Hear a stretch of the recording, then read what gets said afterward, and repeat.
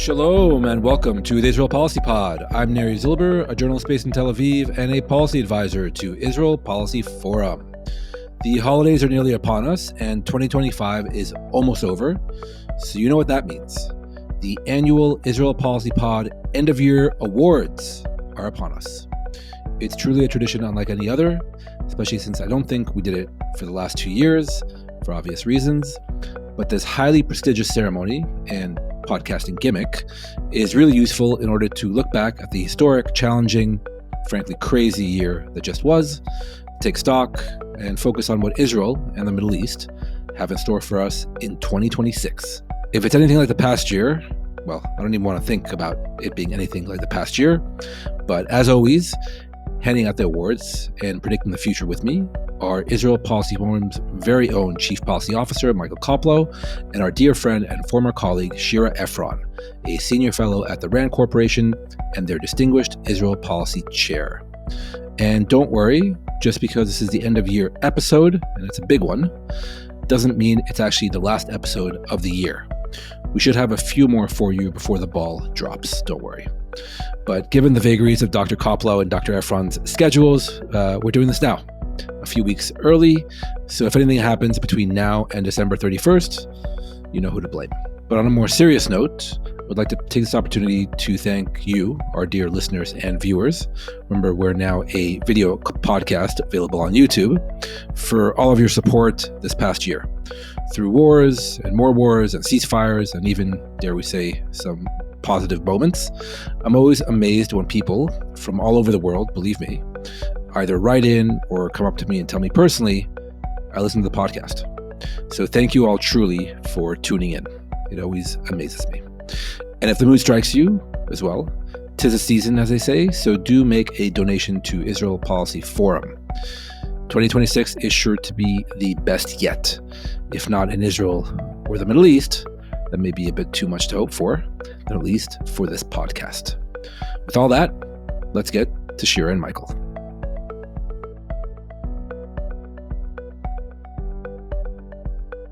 Hi, Michael. Hi, Shira. Welcome back to the podcast. Hi, Michael. Hi, Neri. Shira, I'm so glad you've joined us.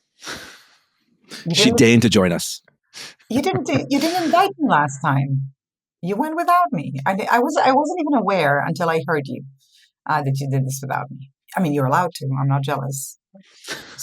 Setting the record straight. Fair. It's not like Fair. Neri and I had a good time, but it's not the same. It's not the same. We can say that to your face now. I think we also pretty much said it on the podcast as well. So we're nothing if not consistent and honest. But yes, Michael pinch hit a few weeks ago, but you were sorely missed. But now you're here to join us in this very prestigious ceremony, our pseudo-annual end-of-year awards for the Israel Policy Pod for 2025. It was nothing if not a roller coaster of a year, filled with, well, all kinds of things that we're going to get into, looking back and taking stock. And then at the very end, I promise we're going to do predictions for 2026.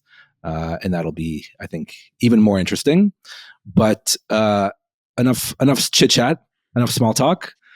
Without further ado, let's get into it. Drum roll, please.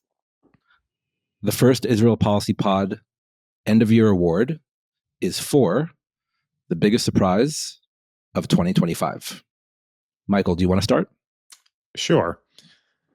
I'm going to go with President Trump's positions on Israel-Palestine. I think that when President Trump came back to office, lots of people were expecting it to just be a rerun of his first term, where he effectively gave Israel anything and everything that they wanted without really asking for anything in return. And, we don't have to go through the entire litany, but, we all know the highlights: the embassy and recognizing Jerusalem and sovereignty over the Golan and literally building annexation upfront into his January 2020 peace plan. And this version of Trump is different on Israeli-Palestinian issues. And, he's still doing things that lots of people quibble with, but he's done things that are pretty surprising. Surprising to even, I think, to folks like us who tended to have different views of what we wanted to see. The Israeli right had these fantasies as soon as he came back that Israel would be able to do anything it wanted in Gaza without abandon. There would be no more restraints, and we were going to see West Bank annexation and the return of settlements to Gaza and Gush Katif. And literally, the Israeli right here was physically dancing in the streets and saying 2025 would be the year of annexation. Precisely. And what we've seen is that even before he took office, he effectively forced a ceasefire from January through March on an Israeli government that didn't really want it, and it was the Biden ceasefire. And we then saw him effectively strong-arm Israel into the actual, I hesitate to call it permanent, but at least so far, what looks like a permanent deal where the Israelis actually were trying to argue that Hamas had said no and the war should continue, and Trump said no, sorry. I say that Hamas says yes, and so now you're going to do as I said. And not just he, but other Trump administration officials who in the past have been extremely supportive and even urging on West Bank annexation have come out and said it's a no-go. Trump himself has now said it multiple times in extremely forceful ways. I mean, literally saying he will not allow Israel to annex the West Bank. So, if you're someone who's on the left or the center left, there's still plenty of things that you probably don't like about the Trump administration's Israeli-Palestinian policies. But the idea that this is going to be some sort of Israeli right-wing, fantasy land where they get anything and everything they want, that turns out to not have been the case. And I think that to me, I've said this before, if there was literally one thing that I wanted from Trump, it was putting West Bank annexation completely on ice. I didn't think that we were going to get it, and we've gotten it definitively, at least for now. So to me, this is the biggest surprise of the year. I've been told that a certain president in Washington, D.C. very much likes to receive awards. So the fact that we started with Donald Trump and gave him the first award, I think that bodes well for all of us. Hopefully he's listening. Yeah, hopefully he and his people are listening. Thank you for that, Michael. Shira, what to your mind was the biggest surprise of 2025? Well, I was also thinking about President Trump's actions. I think, and we all wrote about it, right? The Israeli right sort of vision, the dream not coming to fruition, basically being crippled on any angle by President Donald Trump. But I think I'll just add to Michael said, and then I'll pick another one. I think President Trump made it very clear what he thought about, the UN. And the story goes that in his first term, he wanted to turn the UN headquarters into a condominium. And to think that the U.S., the Trump administration, would lead a UN Security Council resolution and ensure that it passes. And really, he deserves immense credit for this, right? With no Chinese or Russian veto, and have the words Palestinian state there and talking about a Palestinian authority, even though we are pathway to something. Yeah, but just to think that this would come, and to me, it actually demonstrates great strength and strategic, flexibility, just understanding that this is an institution that you have to harness in your favor and that is needed. And it doesn't show ideological rigidity, which I, commend them for doing this. I know, Neri, you want to say something, but then I'll have my pick for the surprise. No. I was just going to say for our listeners and viewers, you're referring to the UN Security Council from last month about Gaza and the ceasefire it endorsed. Right. 2803. We can tattoo it, add it to the list of UN Security Council resolutions. But no, it was a meaningful. It's a meaningful one, and text is meaningful. The fact that the U.S. led it. I mean, not something that I think we would have expected, right? Them to do. And again, if we are in praises to the president, I think they deserve a lot of praise for this, for going this route. So that's the one thing. I think I have another positive surprise.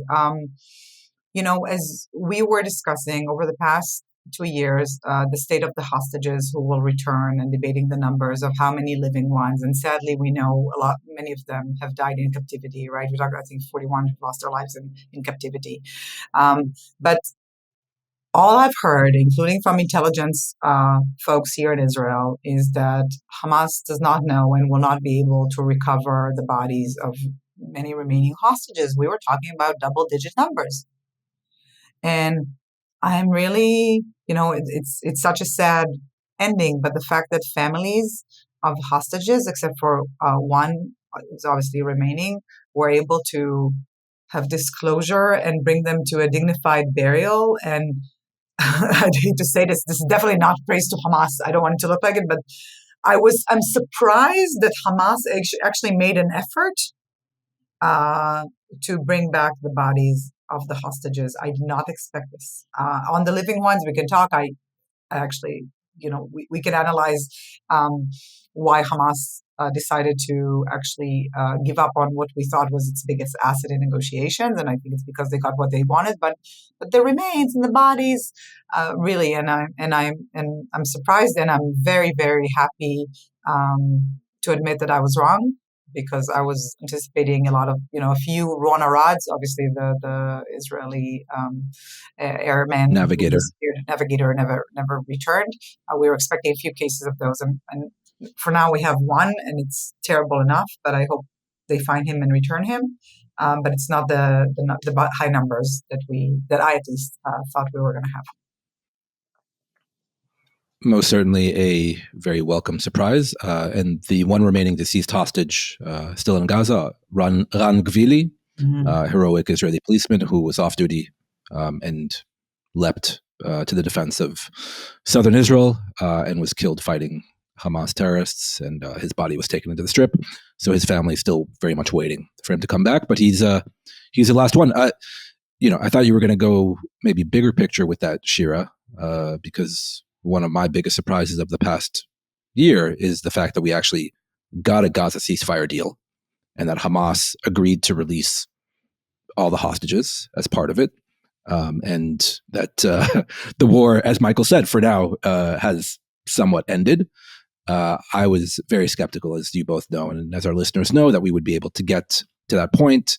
Like you said, Hamas being convinced and then agreeing to release all the hostages almost at once. I mean, it's taken 2 months, but all the living hostages were released on one day, which was remarkable in and of itself.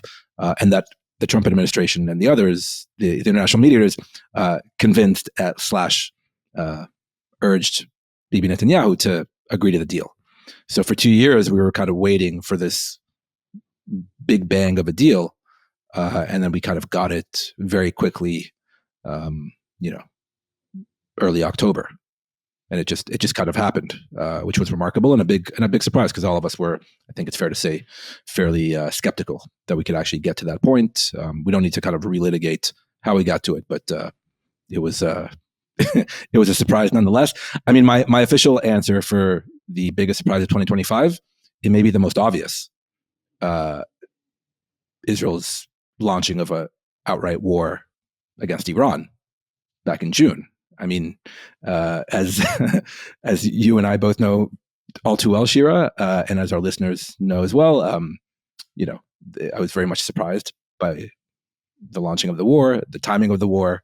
I was not in the country, so by definition, I got stuck for a few days until I was able to make it back. But massive surprise that Bibi Netanyahu went for that highly risky move militarily. B, that the Americans signed off on it, even if it was just kind of a yellow/orange light. And then C, that the U.S. President Donald Trump yet again surprised us by actually getting involved with Operation Midnight Hammer, the bombing raid on Iran's nuclear facilities. So all of that combined, I think, was a massive surprise. It seems like it happened ages ago.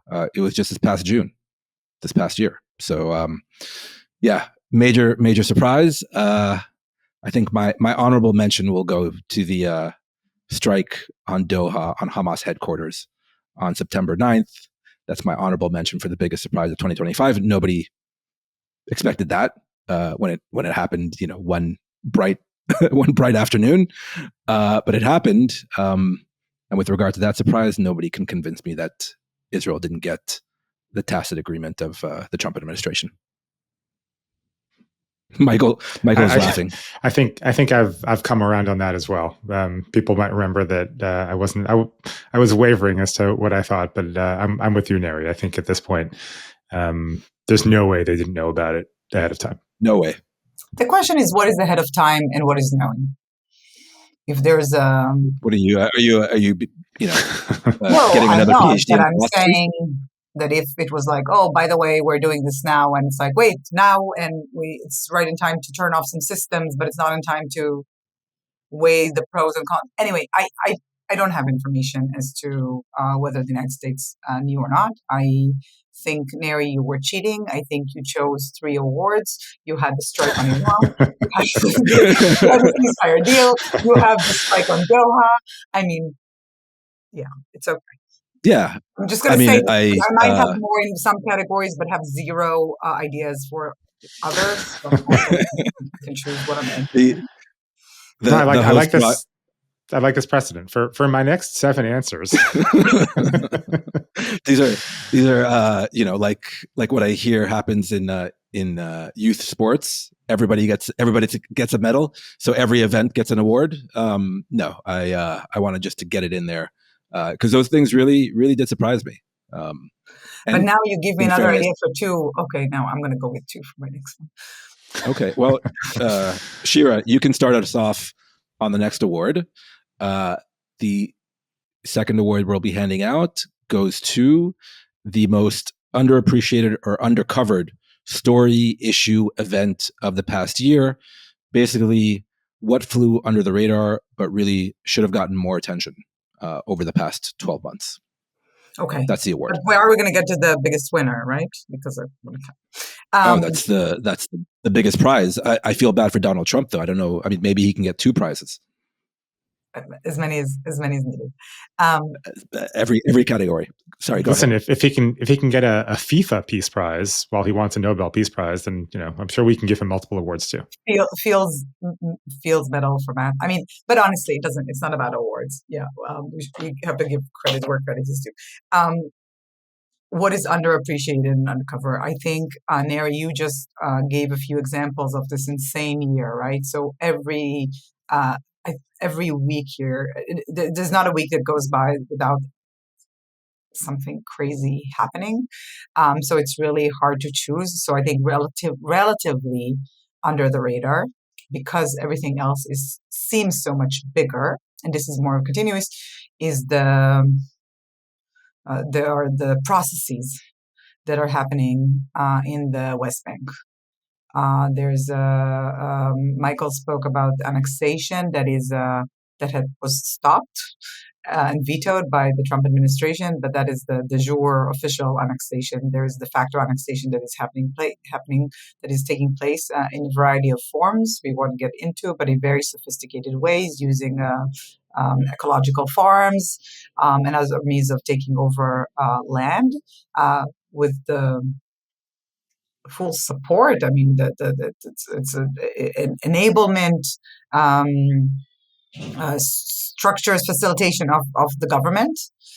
There's, of course, the economic situation in the West Bank, suffering reduced revenues, reduced tourism, reduced taxation as a result of lower economic activity in the past 2 years. But also what had happened is, of course, the fact that Israel withholds tax revenue funds that it collects on behalf of the Palestinian Authority. That's part of the agreement, but Israel doesn't transfer the tax revenues.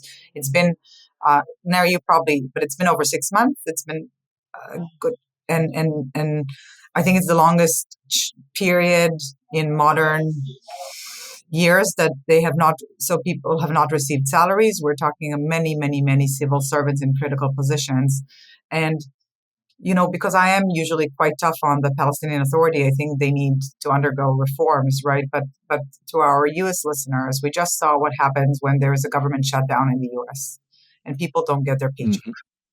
And how scary that is. And it's almost a miracle that the Palestinian Authority has not completely collapsed so far, and that people still go to work, even if it's part time, and even if non-motivation. I really think it's, in a sense, I never thought I'd say this, but it's pretty commendable that they're continuing to function under current circumstances, and of course. In addition to the territorial, economic dimension, there's the security issue Israel has been fighting, right?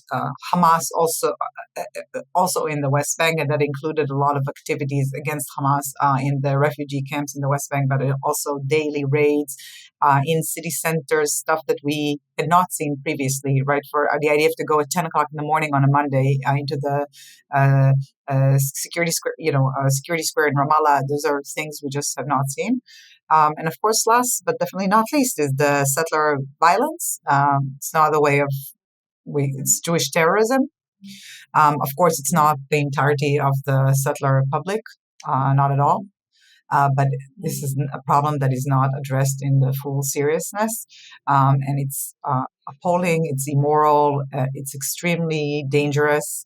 And we are seeing that the Trump administration is taking notice. So when we do hear Netanyahu says something about it, now say something about it, it's clearly in response to U.S. pressure. But something has to happen, and that has to stop. And sadly, it's not what we're seeing at the moment. So I'd go with this story.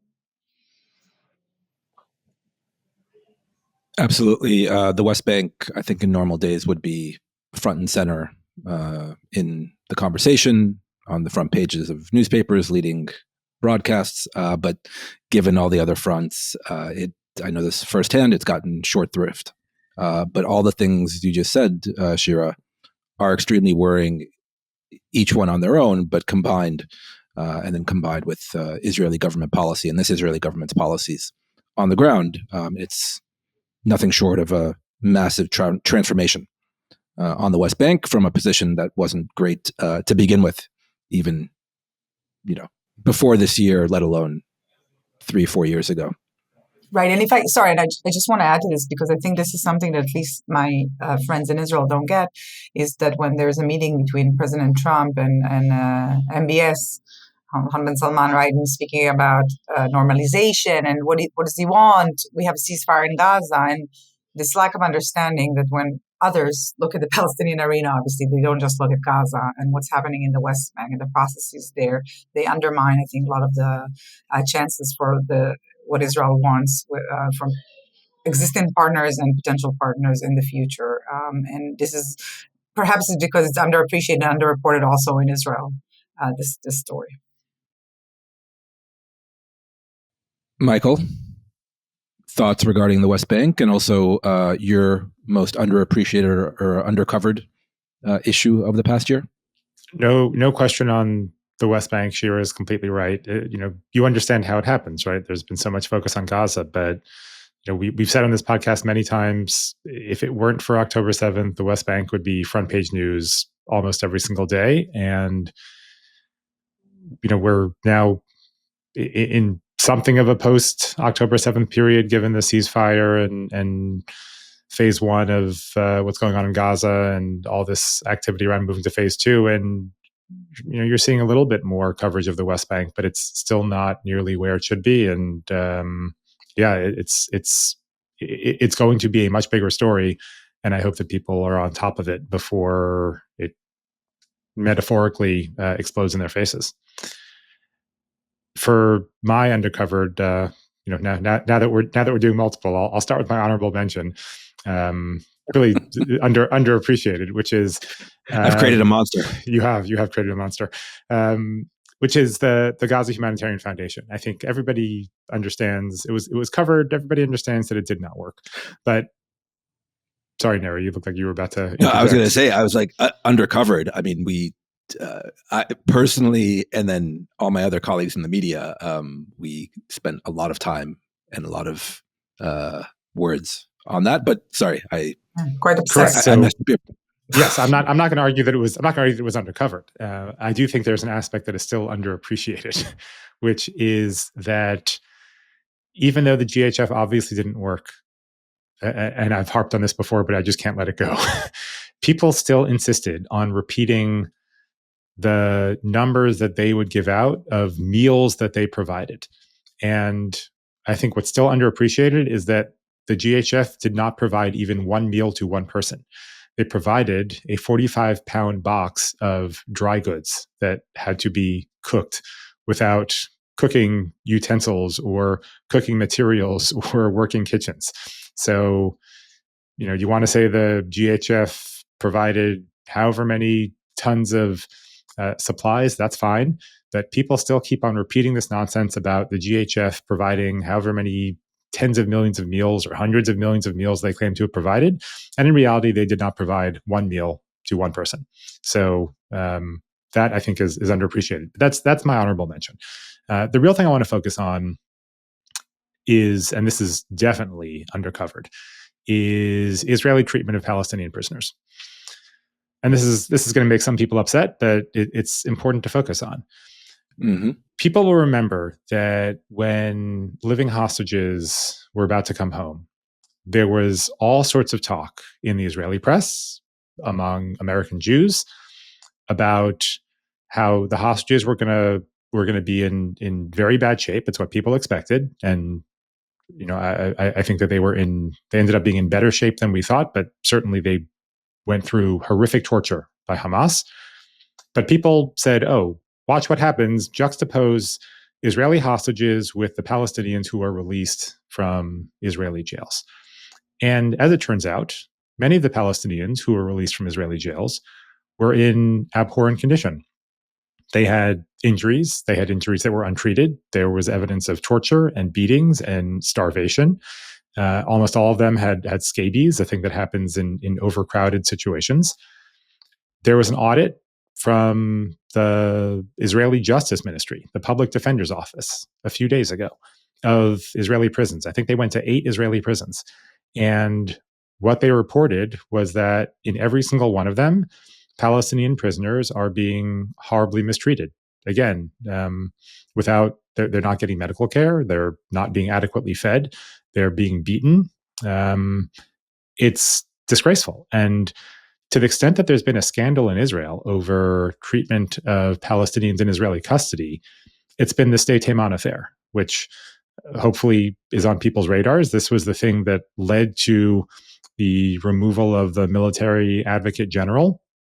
Effectively, there was Neri. You're always better explaining stuff to our listeners than I am, but effectively, there were Palestinian prisoners who had alleged to have been sexually abused and tortured by Israeli reservists.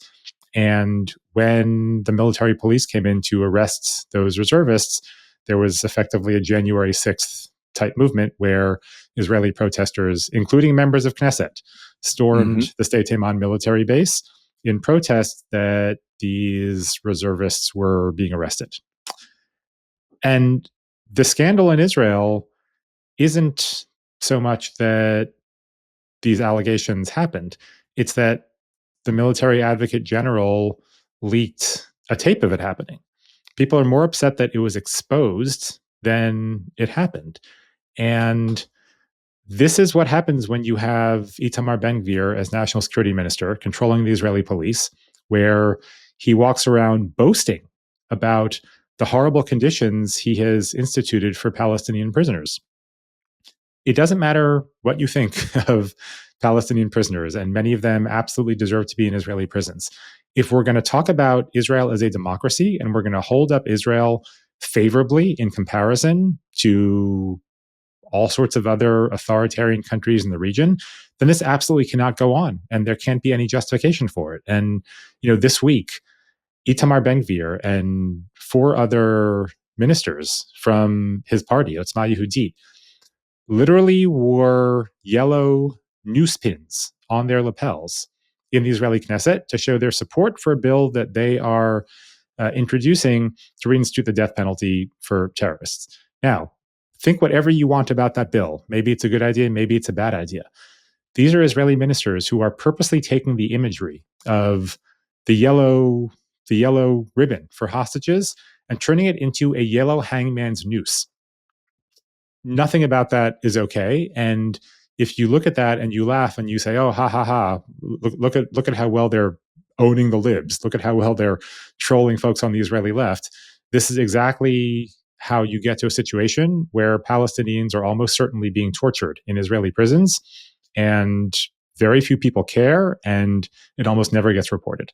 So, this does not obviously put Israel in a good light, but the standard shouldn't be what does or doesn't put Israel in a good light. The standard should be what should Israel be doing or not doing. And this is somewhere that we see all sorts of very terrible Israeli behavior.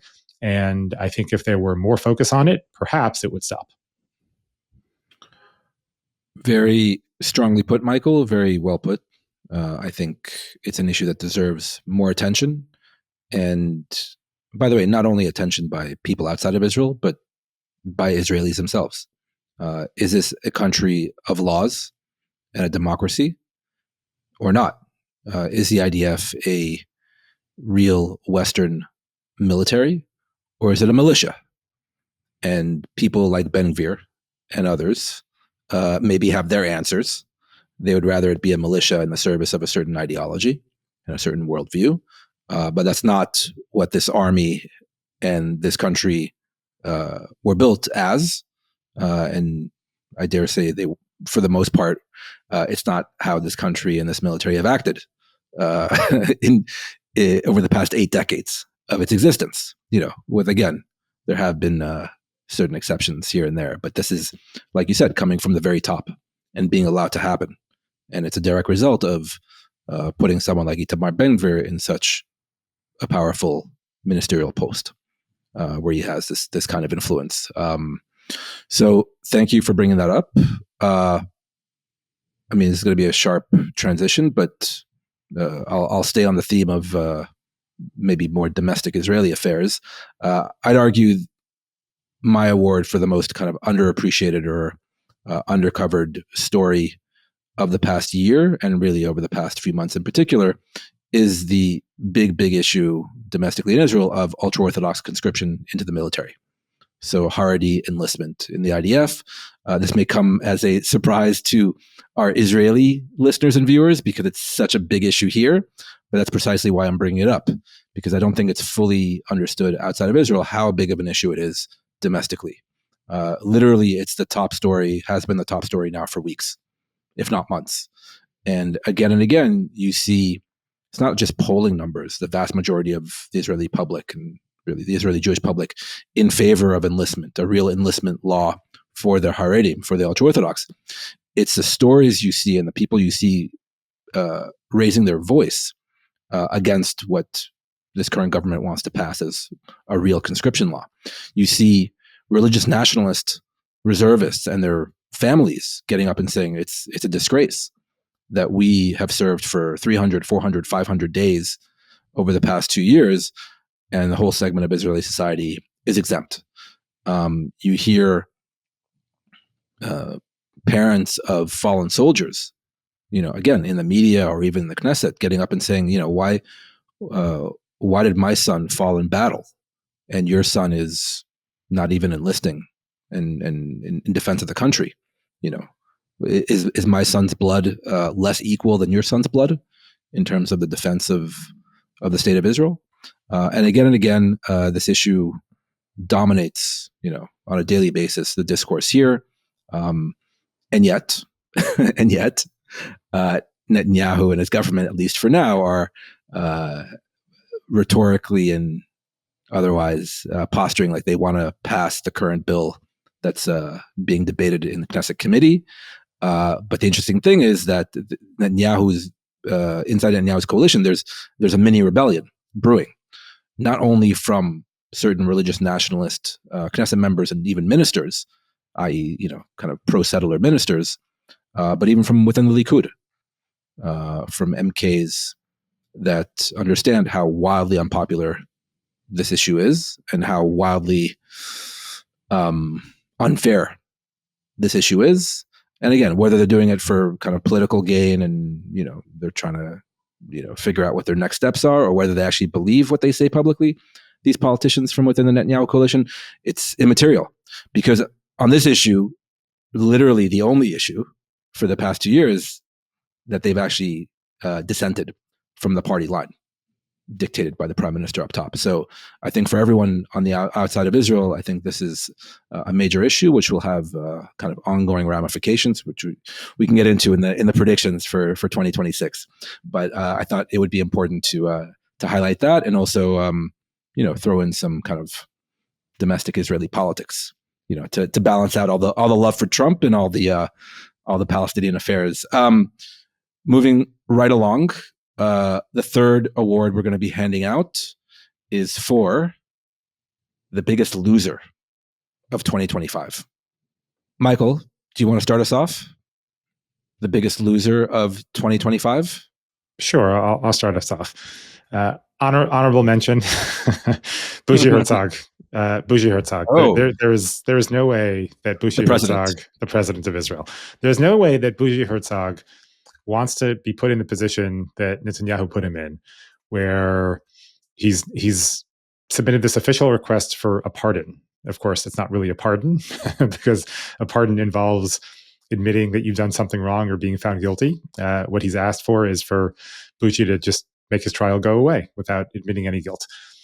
And Bougie now has to decide whether he is going to come up with some sort of agreement that allows Netanyahu off the hook in return for something else. And if he does that, he will inevitably make probably a majority of Israel and Israelis very angry.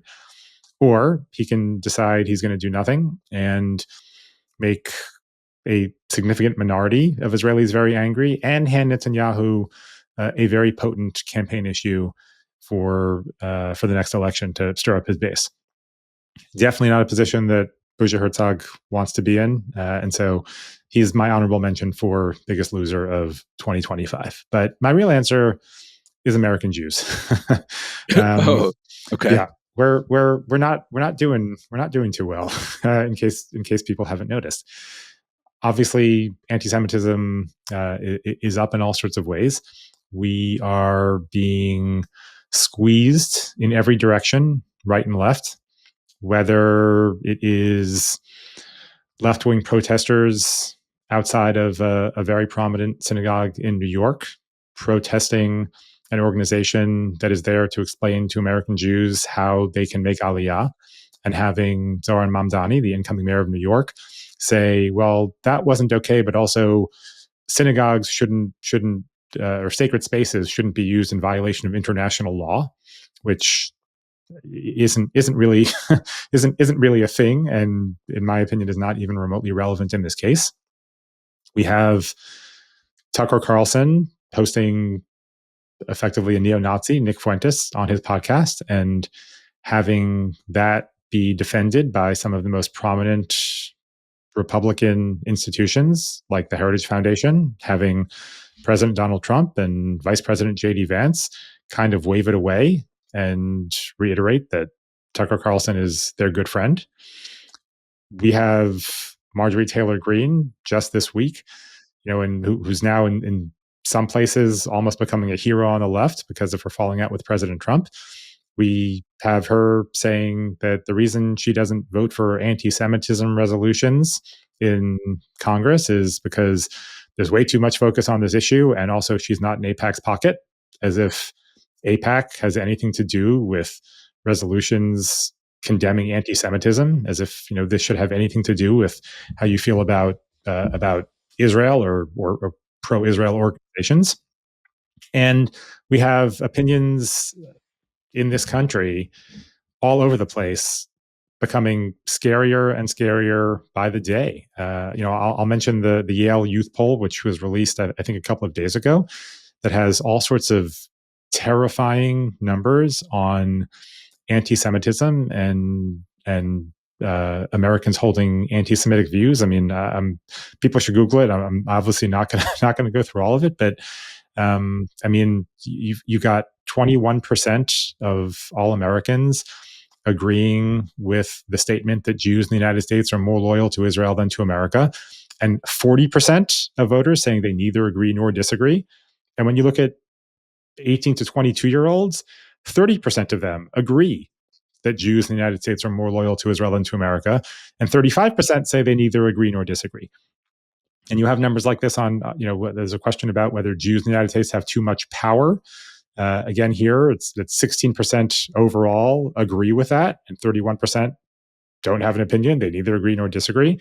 And when you look at 18 to 22-year-olds, 27% of them agree that Jews in the United States have too much power, and 26% say they neither agree nor disagree. So Wow. That's a majority of 18 to 22-year-olds, a majority who do not disagree with the statement Jews in the United States have too much power. This is not going anywhere good. And that's before we even get to the fact that the Jewish community itself is kind of tearing itself apart over loyalty tests and purity tests and what we define as anti-Semitism and who we align with. So American Jews did not have a great 2025. I'm hopeful that 2026 will be much better. I'm hopeful that because the Gaza war is over, that will calm some of this down. But American Jews did not have a great year. That is a horrific choice, but arguably correct choice, Michael. Thank you for explaining and elucidating what's happening closer to your neck of the woods, which I don't think is often appreciated by Israelis, frankly, how difficult the past 2 years have been outside of Israel. Obviously, it's been hugely difficult inside of Israel, but not only. Shall I go, Shira? Shall I give my award for the biggest loser of 2025? Whatever you want. It's the nicest you've ever been on the podcast, trust me. No, look, my biggest loser of 2025, Iran. Iran, yeah, it's a good choice, isn't it? For those who can't see Shira's reaction. I think it's very clear. Obviously, this comes after not a great 2024 for Iran, given what happened to its close proxy and ally Hezbollah in Lebanon, and the two exchanges between Israel and Iran that happened in 2024, the first time ever that there were two countries are firing at each other. But, the June war, the 12-day war was on a whole different level.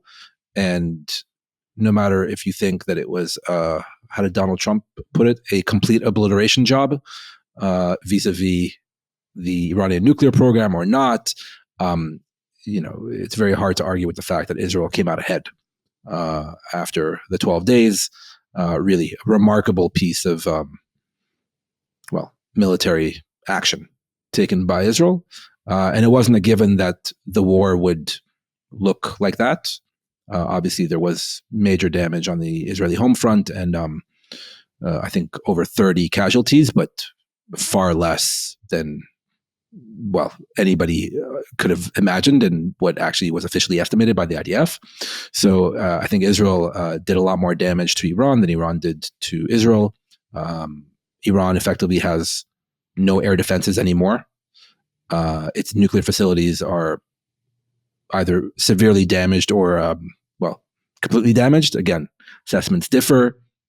I was told a few days ago, Iran hasn't, to the best of anyone's understanding, hasn't even restarted enrichment, despite certain headlines here and there.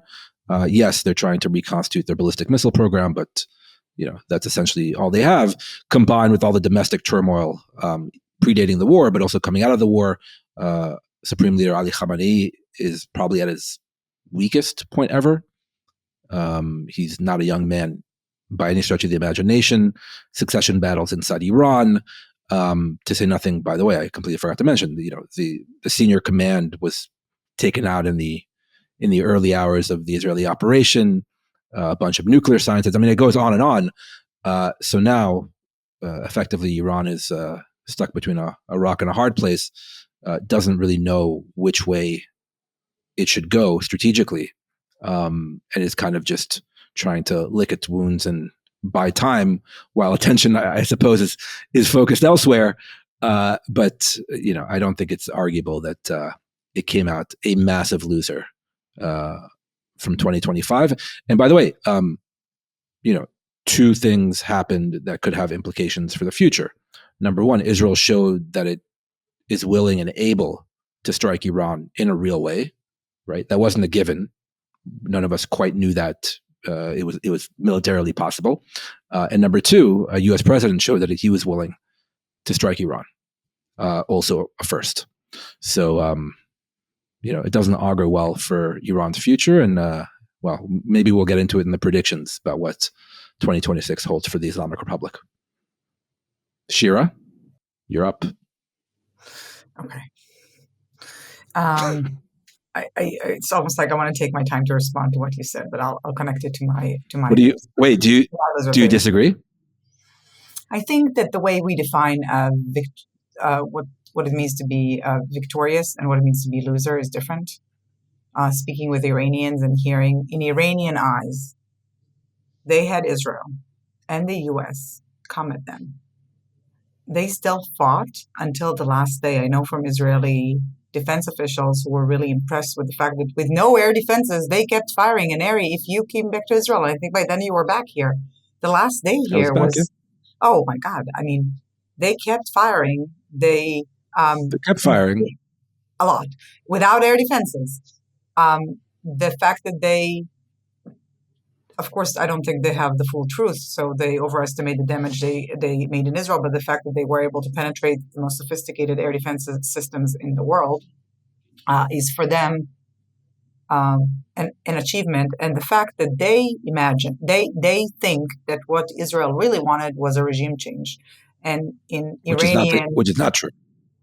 I don't think Israel didn't want it. I don't think this military operation was designed to achieve that. Of course, Israel wants regime change. Correct. I mean, Iranians want regime change, but I think this was the plus. But I'm just saying from Iranian eyes, the fact that they are more, there's more, that the Iranian people showed resilience and that they have not lost. The fact that they're still standing, in their eyes, this means that, yeah, we lost this battle, but not the war. And from an Israeli standpoint, right, always, what were the three pillars of Iranian deterrence? It was obviously the being a nuclear threshold state, the missiles, and the proxy network. And on each one of them Iran is much weaker. I agree with you that in this round, Iran is much weaker, but have we solved any of these problems? We're seeing that it's harder on the proxies, but we just got a shipment of short-range missiles to Hezbollah a couple of weeks ago, and they're still arming the Houthis, and they're working in Iraq. It's going to take more time, but it doesn't mean that they're not going to try to strengthen, again, the proxy network, and we'll see when it happens. On the missiles, we already know that they're working on different variants that they have. We know there was this report now on Pickaxe Mountain. There's more reporting on activity in nuclear reactors, Natanz and Isfahan. And this enriched uranium, right, the 408 kilograms and different uranium, we don't know where it is. I am not saying that this has not, doesn't have that Israel doesn't have the upper hand, but did we push Iran further into, did we push them to make a decision to break into a nuclear weapon? And the jury is still out on that. So I think I'd be, what is our goal? Our goal is to change the calculus, and I'll just to change the Iranian calculation, right? This is our goal, and I'm not sure that this round of fighting has achieved this goal. I mean, there's so much to say about losers, and Michael was speaking about American Jews, and no, because I think it's true. I think I was just spending some time in Europe in different conferences, and what you hear then on anti-Semitism and European Jews, right? Like it's really difficult, and something that I think Israelis don't appreciate on other side. But I will say also on Iran, and connecting it to, we can all salivate here over the remarkable Israeli military achievements, and there were many over the past year, essentially, and the year before. But I think what the biggest loser is Israeli diplomacy. It's almost, we forgot this tool. It's like a tool that we don't have in the toolbox. And I will tell you something that a Lebanese friend told me. It's not mine, but it's good. So I'm not saying who this person is, but I'll paraphrase. He said, Israel is amazing. You guys are terrific. You can find the watch of Eli Cohen, a spy in the sand in Syria 40 years later after it was lost. You do these crazy things with the pagers. You attack here. You dismantle this. You have the best intelligence penetrations. But he said, but even if you have the best run in the casino and all the chips mount, at some point you go and you cash them in. Because otherwise the house loses. And we forgot that part, right? What do? There's the Israeli actions inadvertently, or sort of like it's a combination of really immense capabilities and sophistication and sheer luck, right? Having an opportunity to change the face of the Middle East. Gaza I'm putting aside, but Syria and Lebanon, and obviously, and changes even in Yemen, and you just mentioned Iran, and where are the agreements? Why are we not signing a security agreement with Syria? Why are we not pushing? It's true that Lebanon is not disarming Hezbollah the way it should, but were there steps that Israel could have taken in the past year to strengthen this process? And of course, with Iran, maybe it's not a popular view in Israel, but now, after we show that Iran is not 10 foot tall and Iran is on its back, instead of incentivizing it to push to a bomb, I think Israel should support efforts to reach an agreement with Iran. And we forget that this is sort of the next natural step after victory. So this would be my loser of the year, and I hope next year will be different. Very, very worthwhile choice. I like outside the box thinking. And by the way, we don't always have to agree on the Israel Policy Pod. Disagreement makes for good podcasting. I'm curious to get Michael's. We'll go with Michael for the tiebreaker. Iran. How big of a loser or winner loser? I'm seeing you, Michael, next week. So I'm going to see him too. Yeah, I was going to say you're both going to see me next week. I tend to think that Iran is a bigger loser than winner of 2025. Not, of course, that Shira was saying that Iran is. I know. I did not say Iran is the winner. Definitely loser, but I think we should. Yes. Just look, as a wise U.S. president once said, there are only two types of people in this world: winners and losers. So and we're going to get to the winners in just a second. Sorry, Michael. I do think Iran was a big loser this year, and I also agree with Shira that Israeli diplomacy seems to be something that is gone. We could even mention the fact that the foreign ministry has kind of been in many ways hollowed out, and there does seem to be only one tool in the Israeli toolbox these days. Okay, so point for Shira, point for me. To be continued. Israel Policy Forum is a policy organization rooted in the Jewish community. Our mission is to build support for a secure, Jewish, democratic Israel through a viable resolution to the Israeli-Palestinian conflict, advancing pragmatic U.S. policy towards the conflict, U.S.-Israel relations, and regional diplomacy among policymakers and community leaders. We promote policy measures endorsed by credible security experts, develop analysis and commentary, and convene programs that engage and educate leaders across the political, denominational, and generational spectrums. Our Young Professionals initiative, IPF at TEED, works to elevate the discourse among next-generation leaders by building community and facilitating engaging programs related to Israeli-Palestinian affairs. To learn more about our work, visit us online at israelpolicyforum.org and follow us on social media. If you rely on Israel Policy Forum for credible and nuanced analysis, please make a tax-deductible gift today at ipf.li/supportthepod or at the Support the Show link in the show notes. I think the biggest surprise, if not 2025, then this podcast episode is that for the biggest loser of 2025, nobody brought up the name Benny Gantz. So he will be my honorable mention. Can we just make him sort of the perennial Israel Policy Pod loser, and we don't even have to mention him? Name the award after him. I think that's unfair. How dare you insinuate that, Michael Koplow, and definitely not Neri Zilber. But look, I think he's at least a 2-time winner of this award, going back to a couple years ago. But I looked it up before we started recording. Do you guys remember how many seats Benny Gantz and his National Unity Party were polling in December of 2024? Was it 40? 35? No, you're thinking, I'm early sorry. I'm stages thinking of the war. previous ones. Yeah. No, December No. 2024, I don't remember.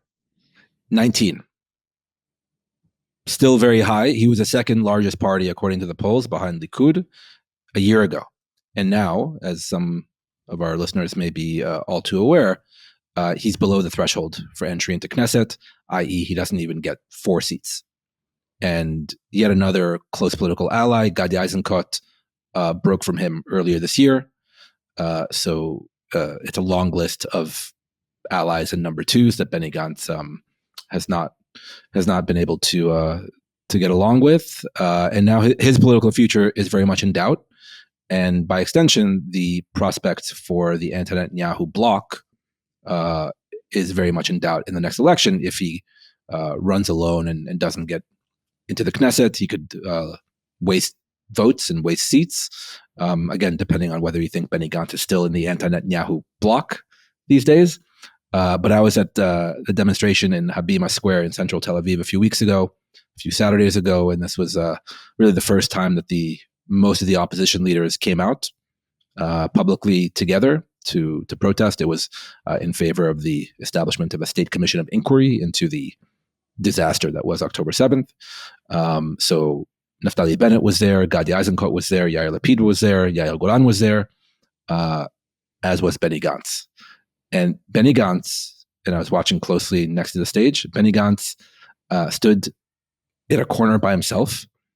Not only did he not exchange a word with the other political leaders, the opposition leaders, he didn't even exchange a glance with the other opposition leaders, and the feeling was mutual. Let's put it that way. So, his political future is very much in doubt, as is Israel's political future by extension. So I think honorable mention to Benny Gantz, because whatever he's tried to do over the past year has not worked. So hopefully next year he'll make better decisions. Yalla, moving right along, the fourth and final end of year award, and it's a big one. The biggest winner of 2025. Michael, do you want to start us off? I'm going to go with Ron Dermer. Oh, there are more obvious picks. I won't even do an honorable mention because I don't want to take one of the other picks away from one of you guys potentially. But I'm going to go with Ron Dermer.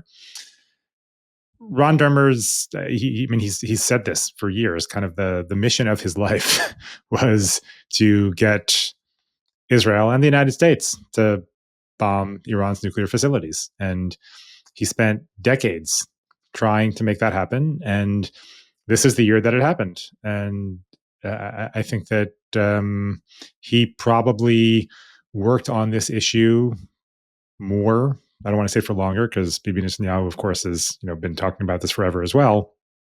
But I'll bet he worked on this issue more than anybody else, and he got it. And not only that, he was at some point this year appointed in charge of the hostage negotiations.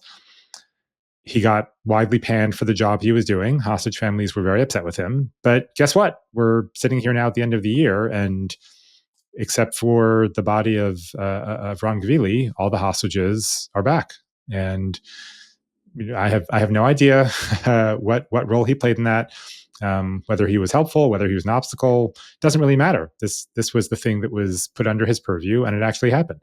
And then, for the cherry on top of the sundae, he retired. So he now no longer has to retired. Yes, I know, retired. In quotation marks. Yes, retired in air quotes. But he's no longer Israel's strategic affairs minister.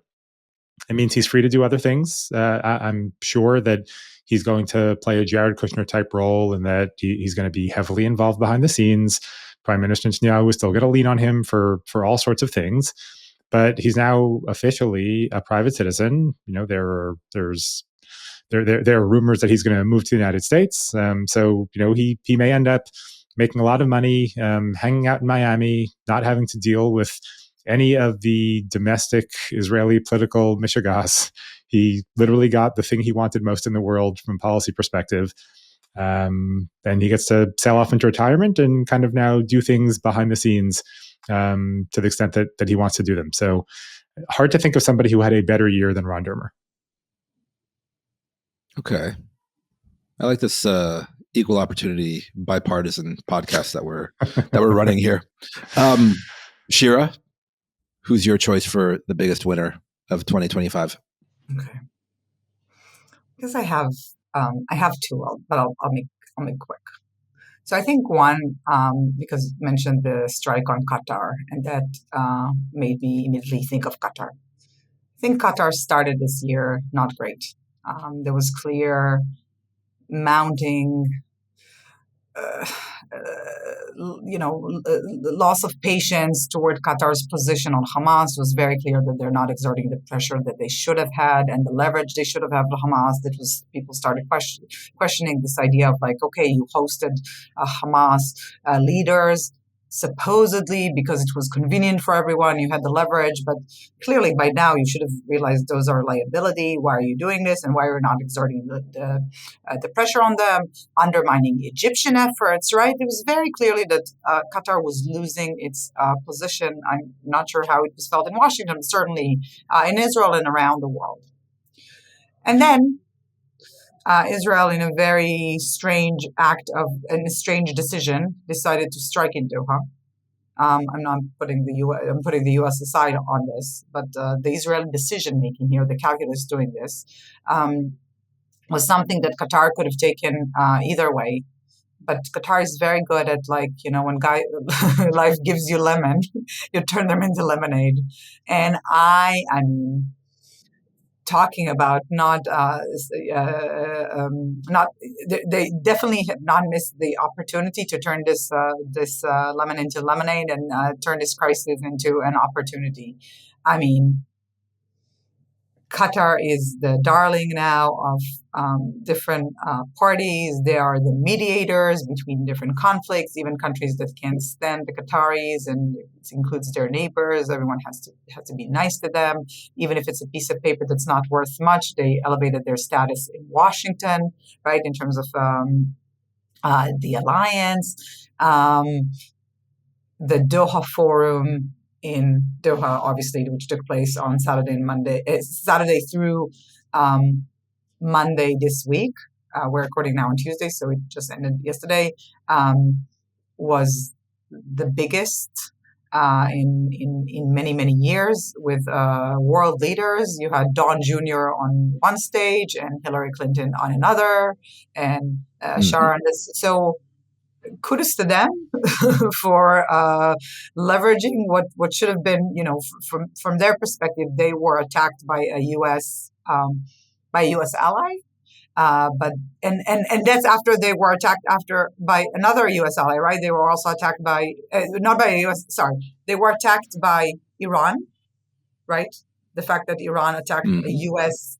base, but it's still on Qatari soil. That's how the Qataris see it, whether it's coordinated or not coordinated by this. And then they were attacked by Israel, attacked by both countries this year, but they definitely seized this opportunity to elevate their status, and kudos to them. The other one is Shira, the president of Syria, formerly known as Jolani. It's been a year now since Bashar al-Assad fell. This one person that there's still a lot of suspicions on what he believes in his heart, and has he really changed, or is he the jihadi in a suit and tie? There are a lot of concerns regarding stability in Syria, especially parts outside of Damascus. But Syria is in a different place. You have Syrians for the first time going back to Syria. I was just in a place it was very easy to recognize the Syrians in the audience. They all have the same hairstyle and the same beard. He's a model for Shara. For admiration, and I think against really all odds. I mean, the welcome he's had not just in Washington, the Saudi backing, and the backing of many other countries around the world, really cheering for his success. Basically, unconditional removal of sanctions, things that have happened at a speed that I had not anticipated. And it's because of who he is. The jury's still out if this is going to continue, and if we're going to be fairly disappointed in years to come. But he's definitely a winner of this year. Both good choices. Looking back at the past year, my biggest winner of 2025. I have my official answer, then my unofficial answer. My official answer, I think, has to be the hostages that came out and their families. A year ago, it wasn't a given at all. And the fact that it took, months more for many of them was very, very difficult. But they all, like we were saying earlier, walked out of Gaza alive, which wasn't a given after 2 years of horrendous captivity. And the deceased hostages were brought back for burial to their loved ones.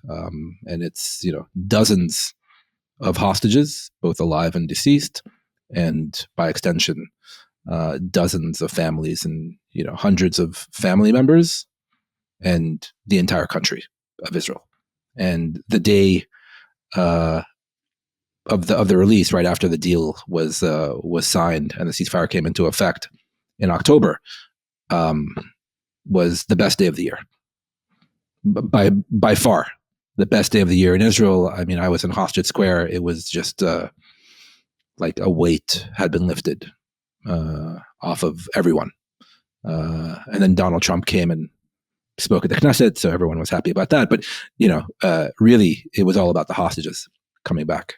And so I think the fact that they were able to survive those 2 years and come back, and obviously there was a ceasefire in January, February as well, and we got many of the hostages back as well. Then was remarkable, and there's one hostage left in Gaza, Ran Gvili. When he comes back, it's going to be the first time in 11 years that there is no Israeli hostage being held by Hamas in Gaza, dating back to 2014, the 2014 war. That in and of itself is remarkable to my mind, and a massive win for Israel, and not the government of Israel, not the state of Israel, but the people of Israel, and really the family is directly impacted. So I think that's an unadulterated good and a positive of the past year. That's my official answer. My unofficial answer, the biggest winner of 2025, Bibi Netanyahu. Bibi Netanyahu,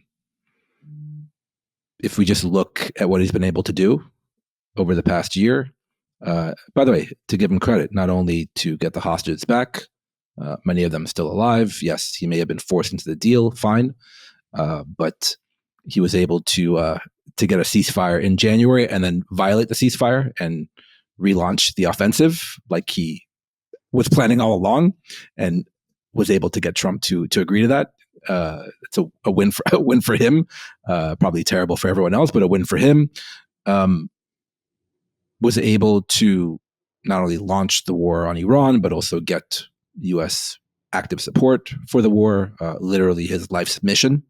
So I think if you ask Bibi Netanyahu, what was the best year of your life, maybe he'd say 2025. Maybe 1996 too, when he was first elected, probably. Let's not forget, Neri. He spent more time this year in the United States than probably at any point since he lived here, and we know how much he loves that as well. That's exactly right, and he's set to make his sixth visit to the U.S. to meet with Donald Trump. These visits and summits between an Israeli prime minister and a U.S. president used to happen maybe like once a term, twice a term. Now it's 6 times in 1 year. And again, you can say, well, it's Donald Trump and it's unorthodox, but Bibi Netanyahu is still getting the invitations, no matter what happens later this month. Yeah, but Neri, you need to remember that he can't go to 95% of other countries with which Israel has diplomatic ties. Look, I didn't say everything was. I didn't say everything was perfect. No, I agree, and this is going to be the trips are long, and this is This is, Yeah. sorry, But- I didn't mean to Yeah. interrupt. He's You're spending- right. But the fact that he's still prime minister 2 years after and October 7, and he looks like a leading, I mean, who knows what's going to happen next. Definitely a winner. There's no... He's spending 8 days of his winter break in Palm Beach at Mar-a-Lago. I mean, I don't know. Why are you being so petty? It seems pretty good. Yeah. Why, as they say in Hebrew, tefalgen. Give credit where credit is due. He's getting away with the fact that he's able to go and spend 8 days doing who knows what in Florida later this month. But Shira, you're absolutely right. Over 2 years after October 7th, he's still in power. Not only that, he took a deal to quote unquote end the war. He still has a coalition. Itamar Ben-Gvir and Bezalel Smotrich didn't bolt like they had been promising for 2 years. The ultra-Orthodox left his coalition, people forget, and yet they're not actively trying to topple him. And he still has a coalition, and we'll get into how long this weird situation may last in just a moment. But at this point, decision to go to election may still be in his hands. So I think unofficially, my unofficial answer, the biggest winner of 2025, Bibi Netanyahu. It has to be that. There's no dissent with my argument, is there? No. Not from me. Not here either. No, Shira's shaking her head. Okay. We're done looking back. Let's get to what everyone is probably more interested in. What will definitely, certainly, assuredly happen in 2026. In the past, we've done these end of year awards and then the predictions. And going into every year that we've done this, we've called it, the coming year is going to be historic, momentous, critical for Israel. That's usually true because it's Israel, and it's been a pretty wild last few years. But I dare say the coming year will be existential for Israel. That's the description I go to and reach to more often than not, because it's going to be an existential election year at some point in 2026. So Israeli politics, but also all the other fronts that we've been talking about: Gaza, Lebanon, Iran, Syria, the West Bank. So dealer's choice. Shira, do you want to start us off? A prediction for 2026? Who's going to win the elections? No, look, I don't know if anybody can say that. You can do whatever you want. It's your podcast. Yeah. It's interesting you said it's going to be existential. I was hoping you'd say something like this year might be just like a normal, boring year. Is that your prediction? No, but it's like my hope, right? I'm conflating analysis with what I wish for. Just a little bit like peace and quiet, and the fact that. And the other day, I was thinking how nice it is to go to sleep and not just anticipate to be awoken by missiles from different fronts, and calculate if it's worth going to the shelter, because if it's from Yemen, maybe but if it's from Lebanon, it's worth going. So we'll see how this year. I guess I want to be positive. I think that this might be even happen before the end of the year, but I think the fact that President Trump seems adamant, and Jared Kushner, his son-in-law, who's leading this, adamant about continuing to phase 2 of the peace plan for Gaza. I think that's going to happen. We're going to have some announcements by the end of this year. And I think contrary to what Israel would have liked, which is basically permanently dividing Gaza, bifurcating Gaza into 2 parts. In one part, there are no people, essentially behind IDF lines, and all the others on the other side, in the hope that this will melt Hamas away. I think we're going to see something where Israel will be pushed to slowly withdraw. And I think with that, and again, maybe I'm just wishing, I think there's going to be realization that without some Palestinian agency, this plan could not work. And therefore, what was been reported recently of senior U.S. administration, officials meeting with Hussein Sheikh, in Ramallah. It's not that anyone is going to return the Palestinian Authority to Gaza, but I think we're going to see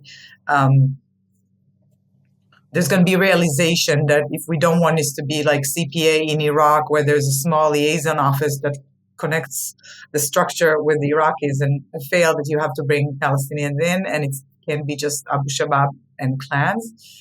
So I think my prediction is that we're actually going to see better implementation or some more successful implementation of the plan phase 2 than what we would have expected and what Israel would have liked to see. So that's what I'm expecting on Gaza. Those are very positive predictions. And basically, if I'm reading between the lines, you're saying Israel will be forced to implement further withdrawals back from the yellow line, which divides Gaza currently in half, which would be a big both military and political issue here in Israel, and that elements of the Palestinian Authority will be allowed to play some kind of role in the Gaza Strip, despite Netanyahu for 2 years saying no Hamas and no PA. Yeah, and I think I'll just add to this, and this is what like the diplomacy part that is so missing.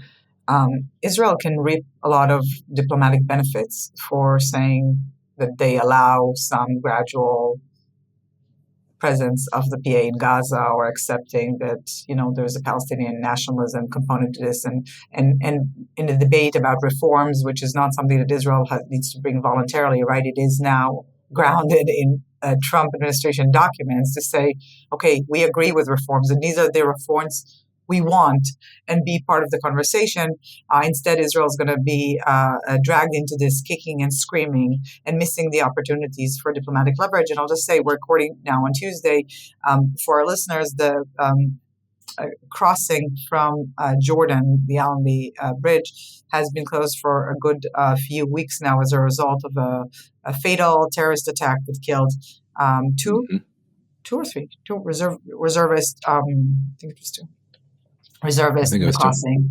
And it's a second terrorist attack that's happening in the crossing. So really, really terrible. There's important humanitarian aid in winter. In Jordan, all the winterization, and we're heading into a big storm in Israel. All the tents are there. Something that should have been in Gaza already, but also with implication to the West Bank. There's been the decision and the pressure on Netanyahu to reopen the crossing. It's been something I've been hearing about for at least a month, and I think as a result of Walt's U.S. ambassador to the UN, Waltz being now in Israel, Netanyahu today said, Allenby has to open today, instead of doing it earlier, instead of doing it through a conversation with maybe King Hussein, instead of, so this is sort of the typical way of doing things here, which I think you're right, that Israel will be forced to do something that if it planned ahead and thought about it, it would be much better if it also came with an Israeli initiative. Okay. I like those predictions. Michael, you're up. I'll quickly tack on to Shira, not with my real one, but with my honorable mention that I agree. I also have an optimistic take on Gaza for 2026. I think that we're likely going to see the beginning of Hamas disarmament. Obviously not full, not to the extent that Israel wants, but I think that over the next year, we're going to see Hamas start to give up some of its heavy weapons. And that's going to be part of the progress that Shira is talking about in terms of moving to phase 2. But for my real prediction, I'll go in a different direction, which is Israeli politics. And I'll call back to something we were talking about earlier with Benny Gantz. My prediction is that Naftali Bennett is not going to be the largest vote getter among opposition parties when the elections happen. Okay. At the Neri, you look very confused by that prediction. I like this. Who will be the largest vote getter? I don't know who it's going to be, but at the moment, Naftali Bennett is polling at like 21, 22 seats, and after that, you've got Avigdor Lieberman at like 9 or 10, and Yesh Atid at 9 or 10, and Gadi Eisenkot at 9 or 10. Yeah, your Golan at 9 or 10. Naftali Bennett he entered politics very successfully. He formed that alliance with Lapid in the 2013 through 15 Netanyahu government. And ever since then, he has not been great at politics, to put it mildly. True. We'll remember before the first election of the 5 election cycle in 2019, when he and Ayelet Shaked were kind of like the big thing. Shira and I were sitting in a bar in the Shuk the Thursday night before the election. Ayelet Shaked walked in. I got a selfie with her back in what was it, April 2019, and in that election, so do I. In actually quickly funny story. I took that selfie, and then later that night, somebody on Twitter DM'd me and said, "Hey, are you in Israel?" And I said, "Yeah, how do you know?" Somebody else had taken a picture of me taking the selfie with Ayelet Shaked and had posted it on Twitter, and then somebody else spotted me in that picture. Anyways, in that election, they missed the threshold. They were completely out of the Knesset. Right. And Naftali Bennett obviously became prime minister in the changed government, but he was the smallest party in that coalition.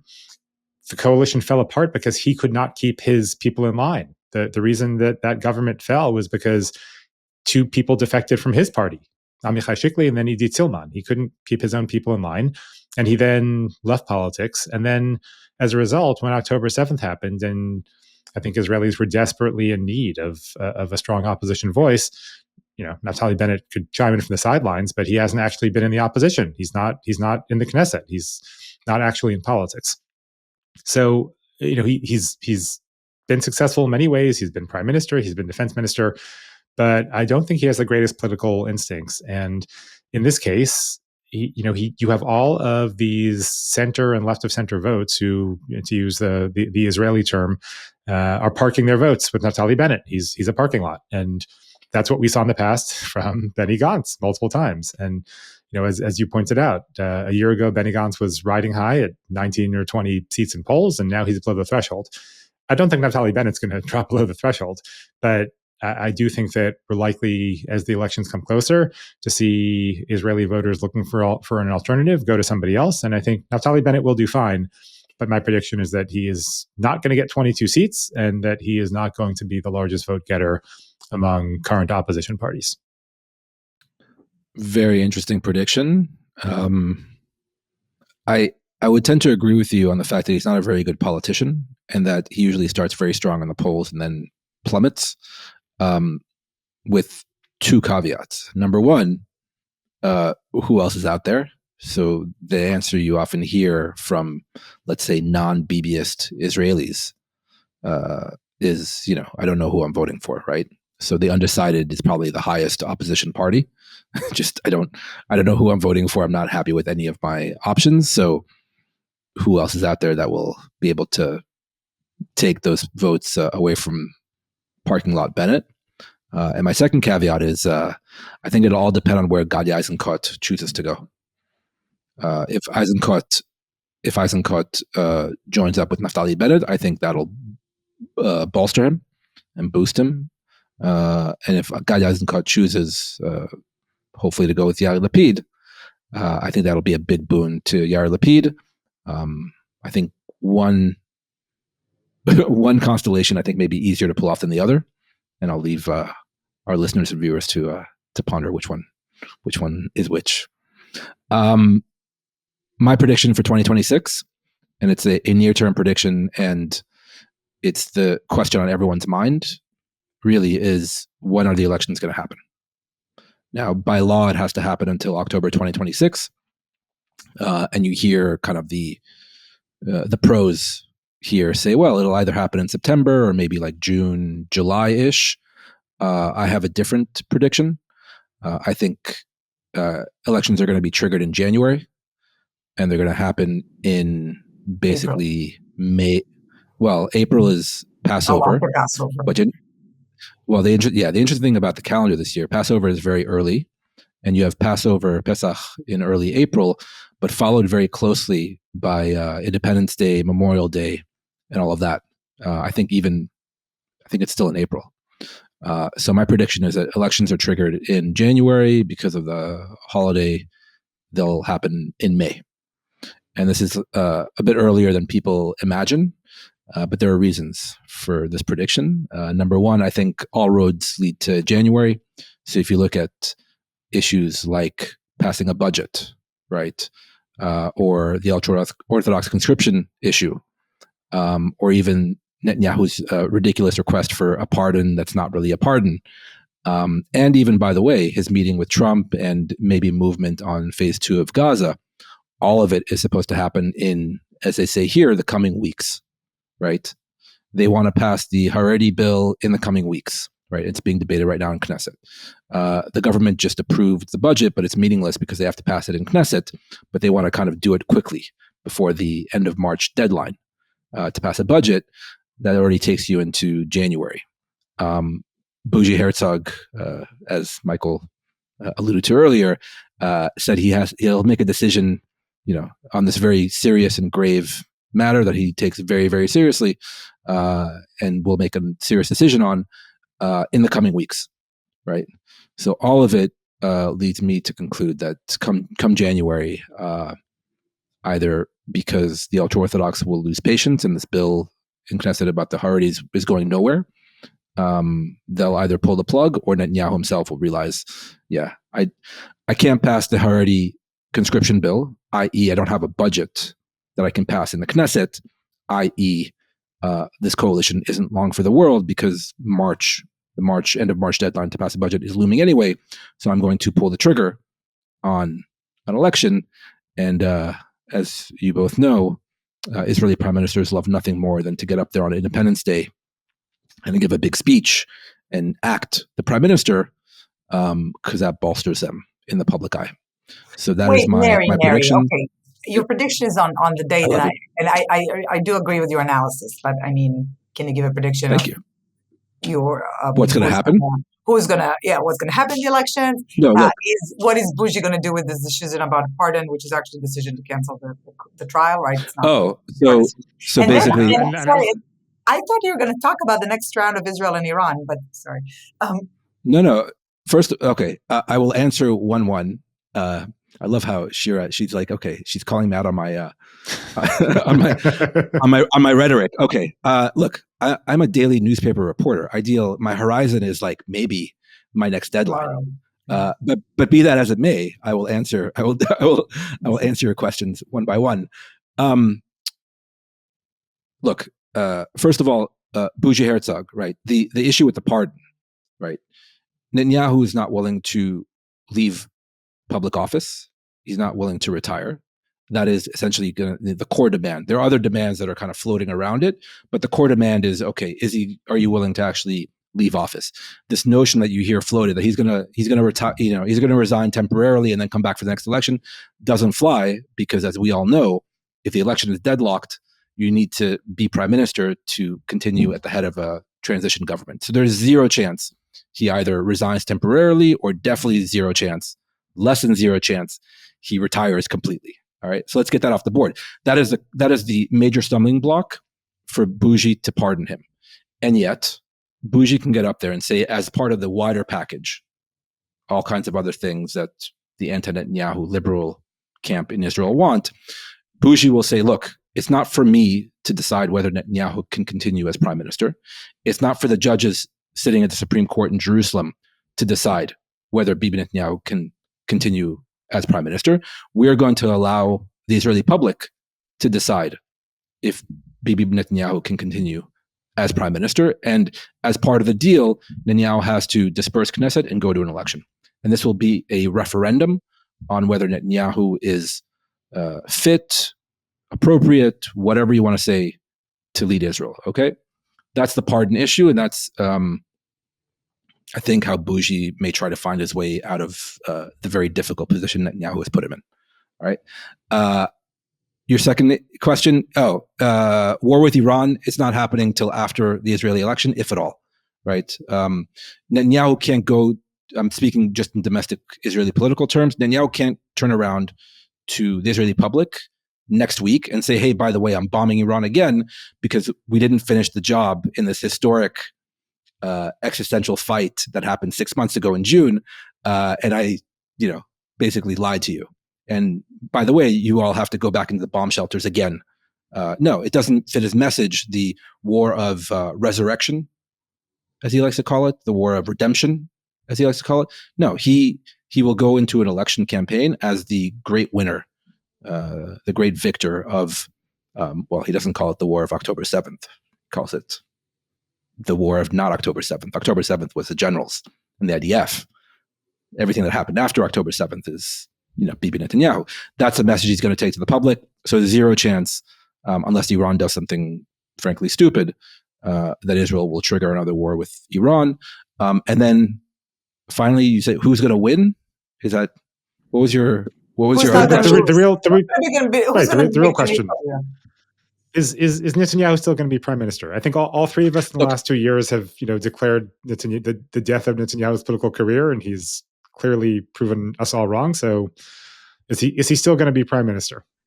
Is that like the final question, the real prediction?